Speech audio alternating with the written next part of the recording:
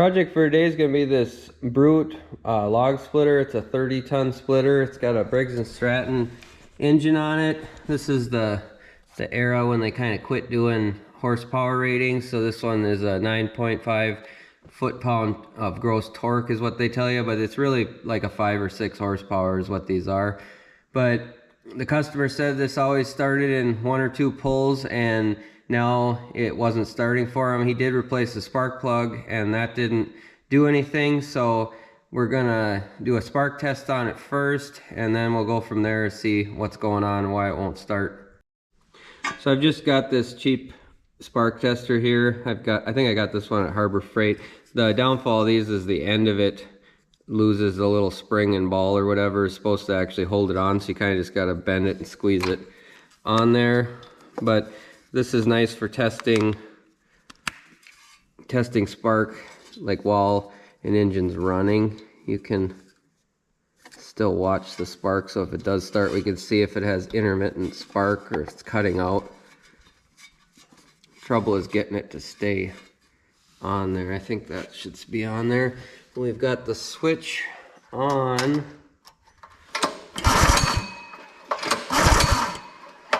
And we've got no spark. That's kind of what I was suspecting. I'll try to move some of that. Well, now we got spark. So I kind of wonder if it's something with this wire. Yeah, now we've got no spark again. So this wire here that comes off of the kill switch, I wiggled that and then we ended up getting spark again. So I'm gonna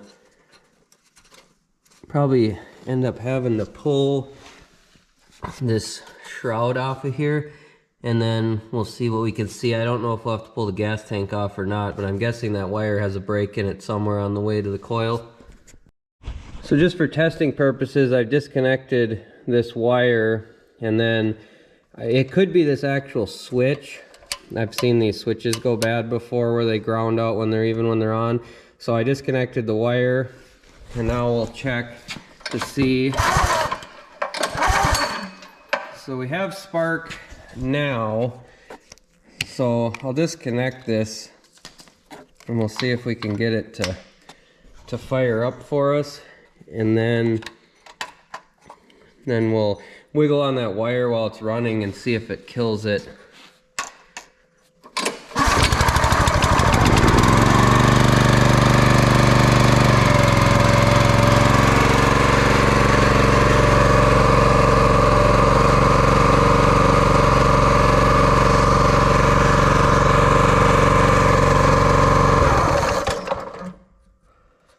So that did kill it, so we must have a short somewhere here in this wire.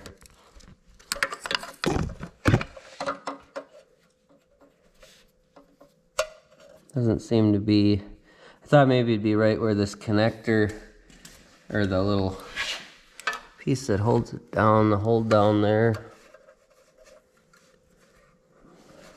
But I don't see anything down that way farther, but we'll pull that cover off and see what we've got going on.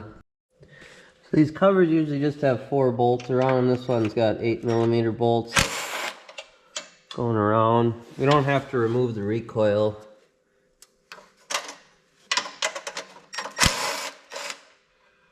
That one can be kind of tough to get out of there.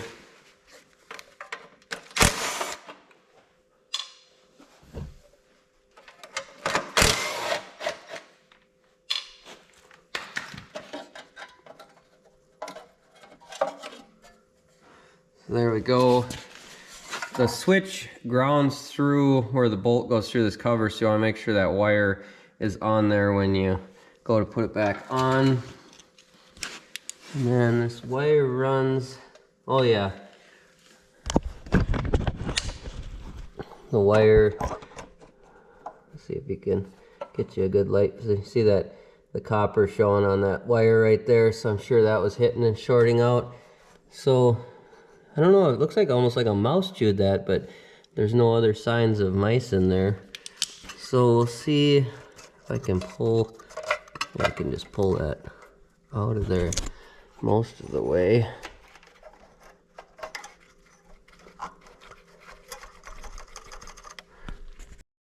So as you can see, it's just kind of chewed there. The wire's not in the greatest shape there, so what I'm gonna do is I'm just gonna cut it, and then we'll put a butt connector over it.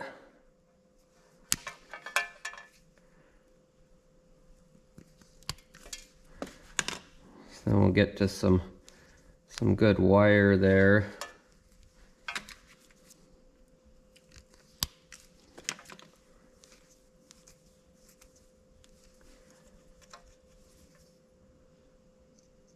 I'm just using the smaller butt connector.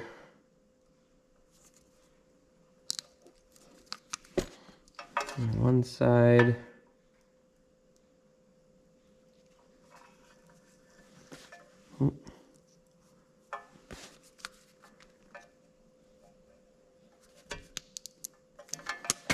And I always give them a tug to make sure they're good.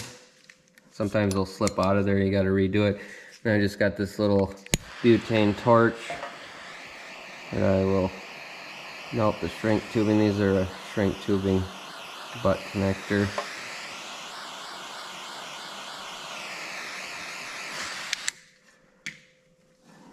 And that should be good. Let that cool off, and then I'll fish that back through there, and it should have spark now. I'm almost 99% sure that was the problem. So I got it fished back through there. The hardest part was getting it around where this fuel line goes. Kind of just had to push it back and then tuck it back underneath there, so then it's tight by the engine here. You can almost see kind of a shiny spot there. I don't know if you can see that on camera. It must have been arcing right there as it kind of cleaned the aluminum up a little bit. Then I got it pushed back through here and back in that little clip. So now we'll put the cover back on and we'll see if it'll fire up for us again. So we'll fish this cover back in here.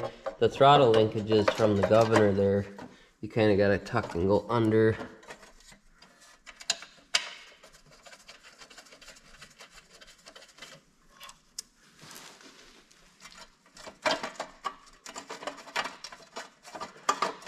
As long as you store these correctly, these engines are usually pretty good. I haven't seen too many failures with these.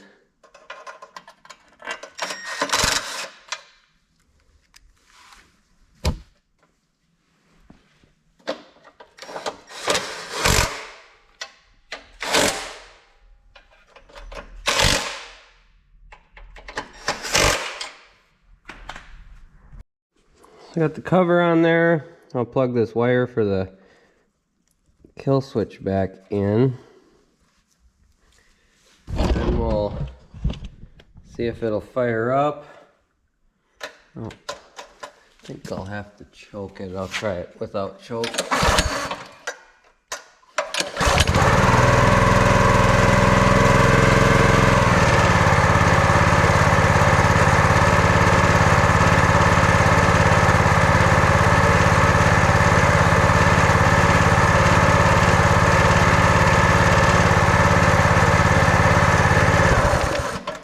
And the kill switch works, so I think we're good there. So I think I am going to change the oil on it. The oil was a little bit over full. And what happens with these is you need to turn the gas off if you're towing these. The bouncing will actually make the float bowl bounce up and down, and it'll keep pushing fuel through that float needle, and it'll overflow the carburetor, and then in turn it goes down in the cylinder and it gets into the oil. So it's really important to turn the gas off on these when you're towing them around. Most of them pushing towards this cover is off and this is gas on. So that's just one thing to remember on these. I've actually learned that the hard way. I forgot to turn the gas off and pull them somewhere, and I go to pull start it, and the engine will be hydro locked. You have to pull the plug out, and it'll shoot gas everywhere when you pull it over. So if you are cleaning out that way, make sure you have the switch on off, because if that sparks, it could ignite all that gas that pumps out of there when that happens. So I'm gonna try to lower the jack a little bit on the front, and then we'll pull this plug out and drain the oil on it. So on the front here, there's a drain plug for the oil. That's why I leaned it forward. I just put it on that car jack there, so it'll drain a little bit nicer. Otherwise it goes all over that plate and gets kind of nasty.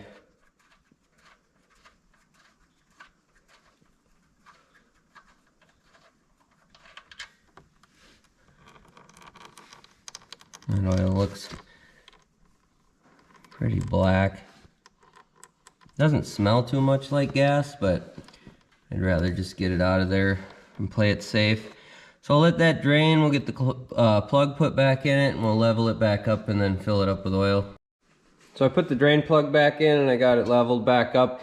I find it easier to fill on the back side. There's a oil cap on both sides of the engine, but the back side you can get a long funnel and prop it up against the back here. So we're gonna fill it this way. I'm gonna start with a 1/2 quart of oil and then go from there. I think these hold just around a 1/2 quart of oil, but I'm not 100% sure. So we'll start there and see where we're at. So I put about 20 ounces of oil in it. It looks like we're just in the middle of the hash mark, so then when we thread it in, it'll be full. So that should be good. I think we're ready to pull it outside and see if we can find a couple of chunks of wood we can split with it to test it out.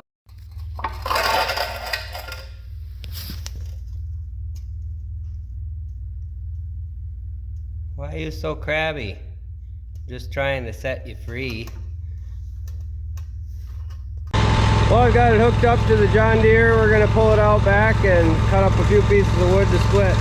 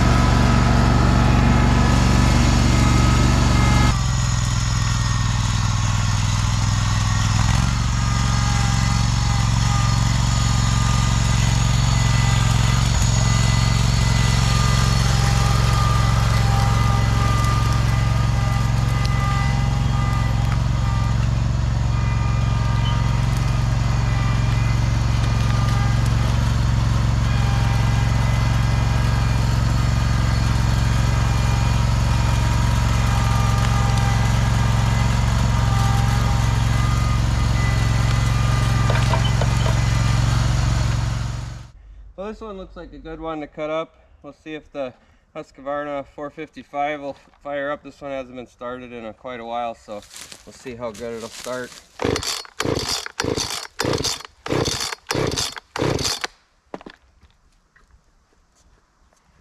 I didn't push the primer at all. Let's see.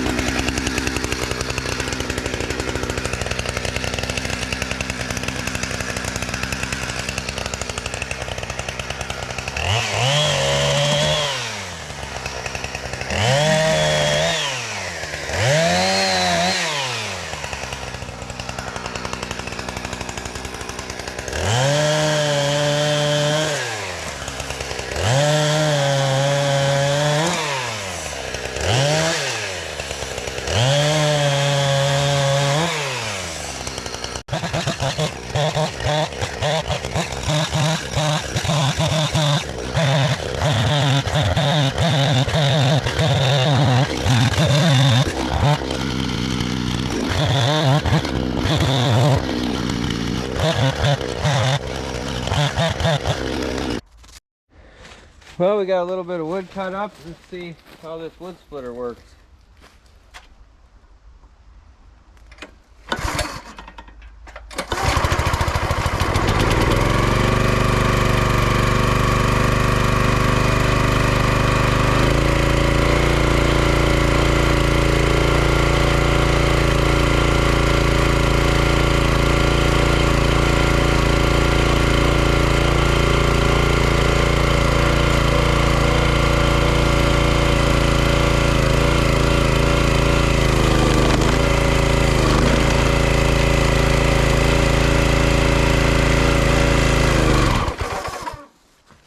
Well, I pushed her a little too hard, I guess.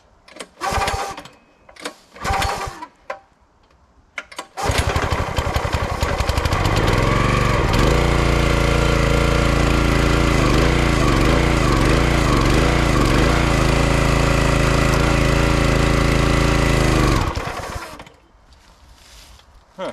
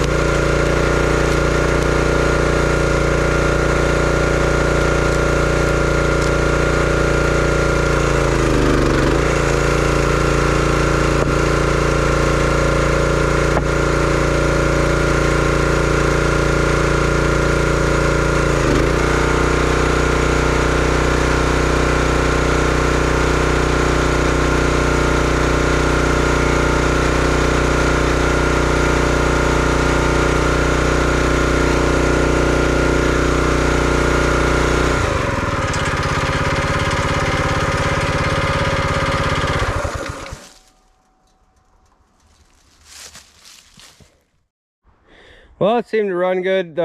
Gas shut off was the opposite way of what I was thinking, is why it was died on me and I had to restart it there. The gas on, the arrow points that way, so that's on and that's off. I don't know why I got that flip. I think it's because the choke on is that way, so I was thinking that the gas on was the same direction. But everything seemed to work good on it. It ran really good for a few chunks of wood, so I'm not sure how much I would recommend these Brute splitters. It says it's a 30 ton, but it didn't seem like it had all that much power. But this thing has seen a ton of use, so maybe the pump is just getting weak in it or something, or that engine is getting weak. But it doesn't seem to smoke or anything, so that seems to be running all right. But that's going to do it for this one. If you like this sort of thing, like the videos and subscribe to the channel, and we'll catch you on the next one.